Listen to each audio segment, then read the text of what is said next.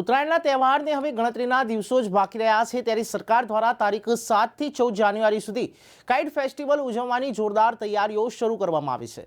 સાબરમતીના કિનારે વલ્લભ સદનની બાજુમાં ભવ્ય કાઇટ ફેસ્ટિવલની તૈયારીઓ કરવામાં આવી રહી છે। ત્યારે દર વર્ષની જેમ આ વર્ષે પણ સમગ્ર ગુજરાત ઉપરાંત ગુજરાત બહારથી અન્ય રાજ્યોમાંથી પતંગ રસિયાઓ કાઇટ ફેસ્ટિવલમાં ભાગ લેવા આવશે। આ ઉપરાંત વિદેશની વાત કરીએ તો ફક્ત અમેરિકા કે યુરોપ જ નહીં પરંતુ બાંગ્લાદેશ, શ્રીલંકા, મલેશિયા વગેરે જેમાં નાના મોટા અનેક દેશોમાંથી લોકો કાઇટ ફેસ્ટિવલમાં ઉમટી પડશે। અહીં પતંગ રસિયાઓ માટે ખાસ સુવિધાયુક્ત ટેન્ટની વ્યવસ્થા પણ કરવામાં આવી છે। ત્યારે ન્યૂઝ ફોર ઇન્ડિયાની ટીમે સ્થળની મુલાકાત લીધી હતી। ભાઈ ઉત્તરાયણ તો એક એવો તહેવાર છે કે જેની મજા સૌને આવે।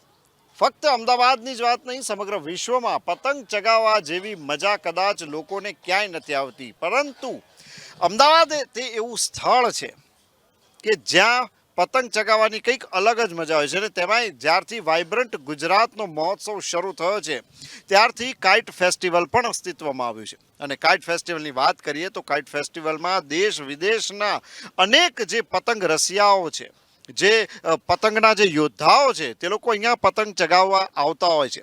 હાલ ન્યૂઝ ફોર ઇન્ડિયાની ટીમ જે છે તે રિવરફ્રન્ટ પર આવી ગઈ છે અને અહીંયા ગુજરાત ટુરિઝમ દ્વારા કહી શકાય કે કાઇટ ફેસ્ટિવલની જે છે તે ઉજવણી કરવામાં આવી છે। સમગ્ર વ્યવસ્થા કરવામાં આવી છે। અહીંયા આપણે જોઈ શકીએ છીએ કે આ જે આખો ગેટ જેવું બન્યું છે, હાલ તો તૈયારી ચાલી રહી છે, તડામાર તૈયારીઓ ચાલી રહી છે। આ એક આખો વોકવે મને દેખાઈ રહ્યો છે કે જ્યાં લોકો જે છે તેને ચાલવા માટેનો આ રસ્તો છે। અને અહીંયા આ બીજી તરફ જો વાત કરીએ તો સમગ્ર ટેન્ટ જે છે તે દેખાઈ રહ્યા છે।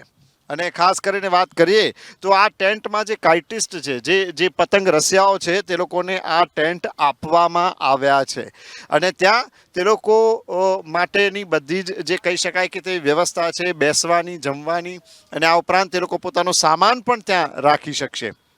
તો આ એક અલગ પ્રકારની આખી વ્યવસ્થા કરવામાં આવી છે। આપણે જોઈ શકીએ છીએ કે હાલ તો જ્યારે 14 જાન્યુઆરી નજીક છે, તો હાલ જો વાત કરું તો વલ્લભ સદન પાસે આવેલા રિવરફ્રન્ટ પર ગુજરાત ટુરિઝમ દ્વારા જે કાઇટ ફેસ્ટિવલની તડામાર તૈયારીઓ ચાલી રહી છે ત્યાં હું હાલ અત્યારે ઊભો છું। અત્યારે આપણે જોઈ શકીએ છીએ કે અહીંયા જે કેટલાક વર્કર્સ છે તે બહુ જ સુંદર રીતે કંઈક બનાવી રહ્યા છે। કાકા આ શું છે? આ ફ્લેક્સ બેનર છે, ફ્લેક્સ બેનર। હા, આને પ્રિન્ટિંગ કરીએ છીએ, બનાવેલું છે બે એનામાં પ્રિન્ટિંગ કરીએ છીએ। ઓકે, તો એને આની પર લગાવીને પછી આને આખું ઊભું ગોઠવવામાં આવશે? હા હા હા હા, ઊભું ગોઠવવામાં આવે છે ત્યાં। તો અહીંયા આપણે જોઈ શકીએ છીએ કે છેલ્લી ઘડીની જે છે કેટલીક તડામાર તૈયારીઓ ચાલી રહી છે। એંગલ્સ બનાવવામાં આવ્યા છે, તેની પર જે છે તે આ રીતના બેનર જે ફ્લેક્સ બેનર છે તેને લગાવવામાં આવશે। અહીંયા પણ આપણે જોઈ શકીએ છીએ કે કઈ રીતે આ આખું એક સરસ જે એક ફ્રેમવર્ક તૈયાર થયું છે, પતંગના આકારનો ફ્રેમવર્ક છે। અહીંયા પણ જોઈ શકીએ છીએ કે એક જાળી બનાવવામાં આવી છે, તેની પર આ વિવિધ કલરફુલ જે છે તે પતંગ અહીંયા આખા એને મૂકવામાં આવ્યા છે। આ કોઈ ચિત્ર નથી, પરંતુ આનું એક અલગથી ફ્રેમવર્ક બનાવીને આ પતંગને અહીં લગાવવામાં આવ્યા છે। અહીં પણ આપણે જોઈ શકીએ છીએ કે જે પતંગના જે એંગલ છે, પતંગ આકારના જે એંગલ છે તેને દરેક થાંભલા પર અહીંયા કંઈક ગોઠવવાની વાત ચાલી રહી હતી, હું આવ્યો હતો ત્યારે। તો અહીંયા આપણે લખ્યું છે 7 થી 14 જાન્યુઆરી 2024 કાઇટ ફેસ્ટિવલનું આ જે એક ફ્લેક્સ બેનર છે તેના એંગલ ઉપર લગાવવામાં આવી રહ્યું છે। અહીંયા પણ આ કેટલાક જે મિત્રો છે તેઓ કામ કરી રહ્યા છે। શું નામ છે તમારું? સુરેશભાઈ। અચ્છા સુરજભાઈ, આ શું છે? પતંગના જે એંગલ જે તમે બનાવ્યા છે, પતંગ આકારના એંગલ છે ને એની ઉપર ફ્લેક્સ બેનર છે, આને તમે ક્યાં લગાડશો? આ થાંભલા પર લાગશે સાહેબ, દરેક થાંભલા ઉપર રાખવા। અચ્છા, તો અહીંયા જેટલા થાંભલા છે એ દરેક જગ્યાએ તમે આ પતંગ લગાવો? દરેક જગ્યાએ પતંગ લગાવવાના।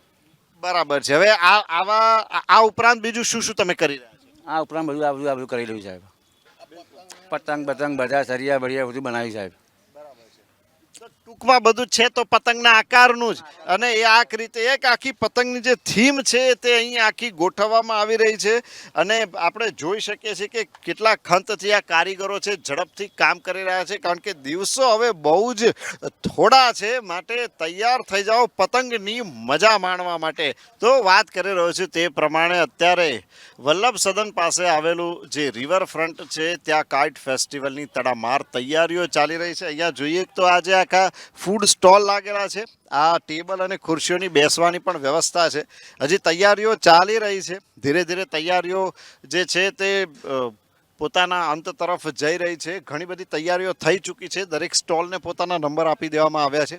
અને અહીંયા આપણે જોઈએ તો છતની જે ડિઝાઇન છે તેને પણ બહુ જ સુંદર રીતે કંડારવામાં આવી છે. અને આ ઉપરાંત જે ફૂડ સ્ટોલ છે તેની ઉપર પણ પતંગના જે ચિત્રો છે તેના આખા ફ્લેક્સ બેનર જે છે તે લગાવવામાં આવ્યા છે.